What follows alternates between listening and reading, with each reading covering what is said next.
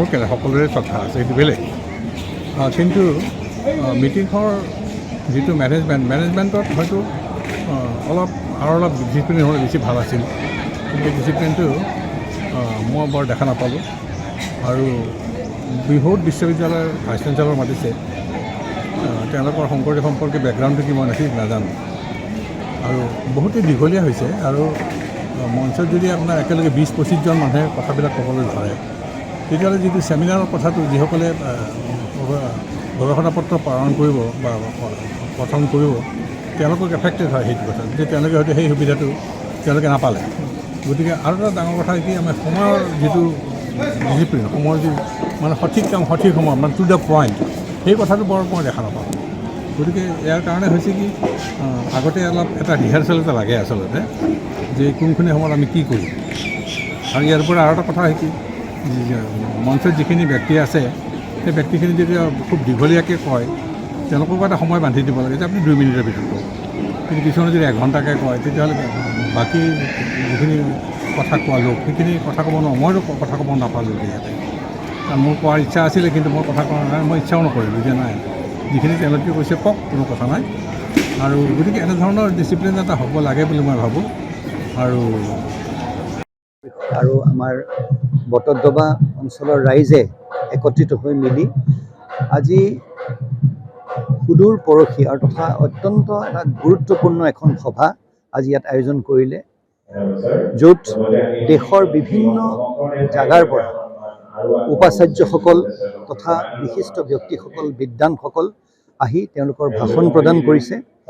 আৰু বিশেষভাৱে ইউনেস্কোৰ তৰফৰ পৰা ৱৰ্ল্ড হেৰিটেজ চাইট হিচাপে আমাৰ বটদ্ৰৱা থানখন প্ৰক্লেইম কৰাৰ ক্ষেত্ৰত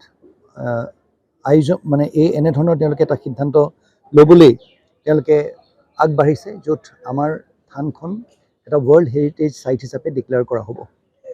আজি আমাৰ বাবে এটা অত্যন্ত গুৰুত্বপূৰ্ণ, অত্যন্ত ডাঙৰ খবৰ এটা, আৰু তাৰ বাবে পূজা বাইদেউক মই বিশেষভাৱে ধন্যবাদ জনাইছোঁ। আৰু এই থানৰ লগত জড়িত প্ৰতিগৰাকী ভক্তপ্ৰাণ ৰাইজে মই ভাবোঁ আমি একত্ৰিত হৈ এই ক্ষেত্ৰত বাইদেৱে যেনেকৈ বাট দেখুৱাই দিছে, আমি আগবাঢ়ি যাম। পুনৰবাৰ আয়োজকসকলক বিশেষভাৱে ধন্যবাদ জনাব বিচাৰিছোঁ। আমাৰ জিলাখনৰ বাবে ইমান এখন ডাঙৰ আজি ইয়াত ছেমিনাৰ পতাৰ বাবে আয়োজকসকলক বিশেষভাৱে ধন্যবাদ দিছোঁ। আৰু আমাৰ জিলাখন এই ছেমিনাৰখনৰ জৰিয়তে অকল উপকৃত হোৱাই নহয়, আধ্যাত্মিক দিশটোত তথা প্ৰতিটো দিশত গুৰুজনাই যিখিনি আমাক দেখুৱাই গৈছিলে, যি পথ আমাক দেখুৱাই গৈছিলে, সেই পথ অনুকৰণ কৰাৰ ক্ষেত্ৰত এটা বিশেষ ভূমিকা আগবঢ়াব তথা আমাৰ সমাজখনক আগবঢ়াই লৈ যোৱাৰ ক্ষেত্ৰত এটা বিশেষ ভূমিকা আগবঢ়াব বুলি আমাৰ দৃঢ় বিশ্বাস। মই অনুষ্ঠানটিৰ উত্তৰ কামনা কৰিছোঁ। নমস্কাৰ। সাংস্কৃতিক সন্মিলন এইবাৰ বটদ্ৰৱাত হৈছে গুৰুজনাৰ জন্মভূমিত। গুৰুজনাৰ চিন্তা দৰ্শনক ৰাষ্ট্ৰীয় পৰ্যায়ত প্ৰচাৰ প্ৰসাৰ কৰাৰ লগতে আমাৰ যি ৰাষ্ট্ৰীয় একতা আৰু ৰাষ্ট্ৰীয় সংহতিৰ বুনিয়াদী ভেটি শক্তিশালী কৰিবলৈ আমাৰ এই প্ৰয়াস।